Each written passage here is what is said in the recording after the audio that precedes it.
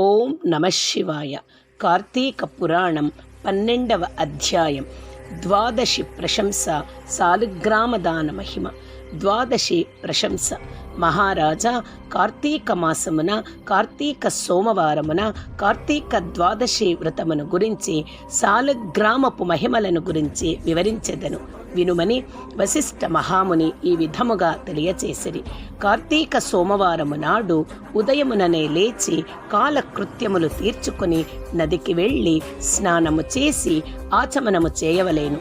తర్వాత శక్తి కొలది బ్రాహ్మణునకు దానమిచ్చి ఆ రోజంతయు ఉపవాసము ఉండి సాయంకాలము శివాలయమునకు కాని విష్ణు ఆలయమునకు కాని వెళ్ళి దేవుని పూజించి నక్షత్ర దర్శనము చేసుకుని పిమ్మట భుజింపవలేను.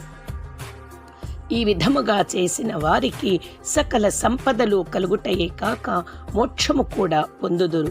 కార్తీక మాసములో శని త్రయోదశి వచ్చిన ఎడల ఆ వ్రతము ఆచరించినచో 100 రెట్లు ఫలితము కలుగును. కార్తీక శుద్ధ ఏకాదశి రోజున పూర్ణ ఉపవాసము ఉండి ఆ రాత్రి విష్ణు ఆలయమునకు వెళ్ళి శ్రీహరిని మనసారా ధ్యానించి శ్రీహరి సన్నిధిని పురాణ కాలక్షేపము చేసి మరునాడు బ్రాహ్మణ సమారాధన చేసిన 1,000,000 యజ్ఞముల ఫలితము కలుగును. ఈ విధముగా చేసిన వారలకు సూర్యగ్రహణ సమయమున గంగానదిలో స్నానము చేసి 1,000,000 బ్రాహ్మణులకు భోజన దానము చేసిన ఎంత పుణ్యము కలుగునో దానికంటే అధికముగా ఫలము కలుగును. కార్తీక శుద్ధ ఏకాదశి రోజున శ్రీమన్నారాయణుడు శేష పానుపు నుండి లేచును గనుక కార్తీక శుద్ధ ద్వాదశి వ్రతము విష్ణువునకు ఇష్టము. ఆ రోజున శ్రీమంతులెవరి అయినా ఆవు కొమ్ములకు బంగారు తొడుగులు తగిలించి ఆవు కాళ్లకు వెండి డెక్కలు తగిలించి దూడతో సహా బ్రాహ్మణునకు దానమిచ్చిన ఎడల ఆ ఆవు శరీరమందు ఎన్ని రోమములు కలవో అన్ని సంవత్సరములు ఇంద్రలోకములు స్వర్గ సుఖములు అందుడు. కార్తీక శుద్ధ పాడ్యమి రోజున కార్తీక పౌర్ణమి రోజున కంచు పాత్రలో ఆవు నెయ్యి పోసి దీపముంచిన వారు పూర్వజన్మమందు చేసిన సకల పాపములు హరించును. ద్వాదశి నాడు యజ్ఞోపవీతములు దక్షిణతో బ్రాహ్మణునకు దానమిచ్చిన వారు ఇహపర సుఖమును పొందగలరు. ద్వాదశి రోజున బంగారు తులసి చెట్టును కాని సాలగ్రామమును గాని ఒక బ్రాహ్మణునకు దానమిచ్చిన ఎడల 4 సముద్రాల మధ్యనున్న భూమిని దానము చేసినంత ఫలము కలుగును. దీనికి ఉదాహరణముగా ఒక కథ కలదు, శ్రద్ధగా ఆలకింపుము. సాలగ్రామ దాన మహిమ. పూర్వము అఖండ గోదావరి నదీ తీరమందలి ఒకానొక పల్లెయందు ఒక వైశ్యుడు నివసించుచుండెను. వాడు మిగుల దురాశాపరుడై నిత్యము ధనమును కూడబెట్టుచు తాను అనుభవించక ఇతరులకు పెట్టక బీదలకు దాన ధర్మములు చేయక ఎల్లప్పుడూ పరనిందలతో తానే గొప్ప శ్రీమంతుడుగా విర్రవీగుతూ ఏ జీవికి కూడా ఉపకారమైనను చేయక పరుల ద్రవ్యము నెటుల అపహరింతునా అను తలంపుతో కుత్సిత బుద్ధి కలిగి కాలము గడుపుచుండెను. అతడొకనాడు తన గ్రామమునకు సమీపమున ఉన్న పల్లెలో నివసించుచున్న ఒక బ్రాహ్మణునకు తన వద్దనున్న ధనమును పెద్ద వడ్డీకి అప్పు ఇచ్చెను. మరికొంతకాలమునకు తన సొమ్ము తనకిమ్మని అడుగగా ఆ విప్రుడు, అయ్యా, తమకు ఇవ్వవలసిన ధనము 1 నెల రోజుల గడువులో ఇవ్వగలను, మీ రుణము ఉంచుకోను. ఈ జన్మలో తీర్చని ఎడల మరుజన్మమున మీ ఇంట ఏ జంతువుగానో పుట్టి అయినా మీ రుణము తీర్చుకోగలను అని సవినయముగా వేడుకొనెను. ఆ మాటలకు కోమిటి మండిపడి, అట్లు వీలు లేదు, నా సొమ్ము నాకిప్పుడే ఇయ్యవలేను, లేని ఎడల నీ కంఠమును నరికివేయుదును అని ఆవేశం కొలది వెనుక ముందు ఆలోచించక తన మొలనున్న కత్తితో ఆ బ్రాహ్మణుని కుత్తుకను కోసెను.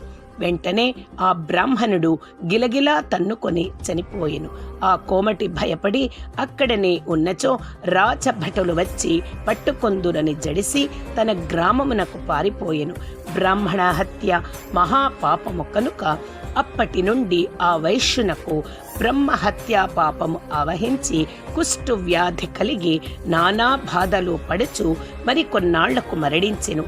వెంటనే యమదూతులు వచ్చి అతనిని తీసుకొని పోయి రౌరవాది నరక కూపములబడ త్రోసిరి. ఆ వైశ్యునకు ఒక కుమారుడు కలడు. అతని పేరు ధర్మవీరుడు. ఆ పేరునకు తగినట్లుగానే తండ్రి సంపాదించిన ధనమును దాన ధర్మాలు చేయిచు, పుణ్యకార్యములాచరించుచు, నీడ కొరకై చెట్లు నాటించుచు, నూతులు చెరువులు త్రవ్వించుచు, సకల జనులను సంతోషపెట్టుచు మంచి కీర్తిని సంపాదించెను. ఇటలనుండగా కొంతకాలమునకు త్రిలోక సంచారియగు నారదుల వారు యమలోకము దర్శించి భూలోకమునకు వచ్చి త్రోవలో ధర్మవీరుని ఇంటికి వేంచేసిరి. ధర్మవీరుడు నారదుల వారికి సాష్టాంగ దండ ప్రణామములాచరించి విష్ణుదేవునిగా భావించి అర్ఘ్యపాద్యాది విధుల చేత సత్కరించి చేతులు జోడించి, మహానుభావ, నా పుణ్యము కొలది నేడు తమ దర్శనం లభించినది. నేను ధన్యుడను. నా జన్మ తరించినది. నా ఇల్లు పావనమైనది. శక్తి కొలది నే చేయు సత్కారములను స్వీకరించి తమరు వచ్చిన కార్యమును విశదీకరింపుడు అని సవినయుడై వేడుకొని. అంత నారదుడు చిరునవ్వు నవ్వి, ఓ ధర్మవీరా, నేను నీకొక హితువు చెప్పదలచి వచ్చి తిని.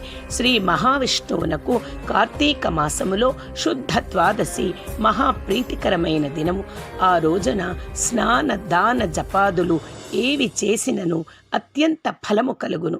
4 జాతులలో నే జాతి వారైనను, స్త్రీ అయినా పురుషుడైనా, జారుడైనా, చోరుడైనా, పతివ్రత అయినా, వ్యభిచారిణి అయినా కార్తీక శుద్ధ ద్వాదశి రోజున సూర్యుడు తులారాశియందు ఉండగా నిష్ఠగా ఉపవాసముండి సాలగ్రామ దానములు చేసిన ఎడల వెనుకటి జన్మలందు ఈ జన్మమందు చేసిన పాపములు పోవును. నీ తండ్రి యమలోకములో మహానరకము అనుభవించుచున్నాడు. అతన్ని ఉద్ధరించుటకై నీవు సాలగ్రామ దానము చేయక తప్పదు. అట్లు చేసి నీ తండ్రి రుణము తీర్చుకొనము అని చెప్పెను. అంతట ధర్మవీరుడు, నారద మునివర్య, నేను గోదానము, భూదానము, హిరణ్యదానము మొదలగు మహాదానములు చేసి ఉంటిని.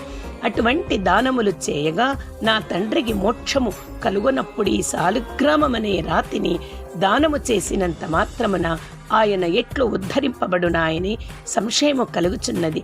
దీనివలన ఆకలి గొన్నవాని ఆకలి తీరునా, దాహము గొన్నవానికి దాహం తీరునా కాక ఇందులకి దానము చేయవలేను. నేను ఈ సాలగ్రామ దానము మాత్రము చేయజాలనని నిష్కర్షగా పలికెను. ధర్మవీరుని అవివేకమునకు విచారించి, వైశ్యుడా, సాలగ్రామమును శిలామాత్రముగా ఆలోచించితివి. అది శిలగాదు, శ్రీహరి యొక్క రూపము. అన్ని దానముల కంటే సాలగ్రామ దానము చేసినచో కలుగు ఫలమే గొప్పది. నీ తండ్రిని నరక బాధ నుండి విముక్తిని గావింపనించితివేని ఈ దానము తప్ప మరొక మార్గము లేదు అని చెప్పి నారదుడు వెడలిపోయెను. ధర్మవీరుడు ధన బలము గలవాడై ఉండియు, దాన సామర్థ్యము కలిగి ఉండియు కూడా సాలగ్రామ దానము చేయలేదు. కొంతకాలమునకు అతడు చనిపోయెను. నారదుడు చెప్పిన హితబోధను పెడిచెవిన పెట్టుట చేత మరణానంతరం 7 జన్మలయందు పులి అయి పుట్టి, మరి 3 జన్మలందు వానరనై పుట్టి, 5 జన్మలు ఎద్దుగా పుట్టి, 10 జన్మలు మానవ స్త్రీగా పుట్టి, 10 జన్మలు పందిగా జన్మించి ఉండెను. అట్లు జరిగిన తరువాత 11వ జన్మలో ఒక పేద బ్రాహ్మణుని ఇంట స్త్రీగా పుట్టగా ఆమెకు యవ్వన కాలము రాగా ఆ పేద బ్రాహ్మణుడు ఒక విద్వాంసునకు ఇచ్చి పెండ్లి చేసెను. పెండ్లి అయిన కొంతకాలమునకు ఆమె భర్త చనిపోయెను. చిన్నతనము నుండి ఆమెకు అష్ట కష్టములు సంభవించి నందులకు తల్లిదండ్రులు, బంధుమిత్రులు చాలా దుఃఖించిరి.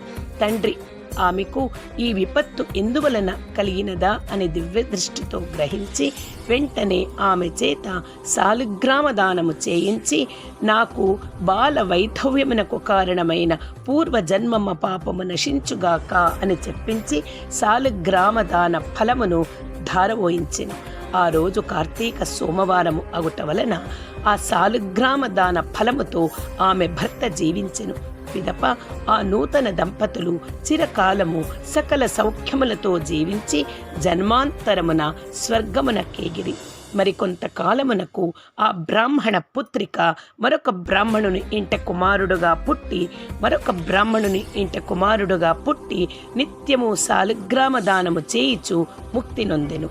కావున ఓ జనక, కార్తీక శుద్ధ ద్వాదశి రోజున సాలిగ్రామ దానము చేసిన దాన ఫలము ఇంతింతా కాదు, ఎంతో ఘనమైనది. కావున నీవును ఆ సాలిగ్రామ దానమును చేయుము. ఇట్లు స్కాంద పురాణాంతర్గత వశిష్ఠ ప్రోక్త కార్తీక మహాత్మ 12వ అధ్యాయం 12వ రోజు పారాయణం సంపూర్ణం. ఓం నమః శివాయ. ఓం నమః శివాయ.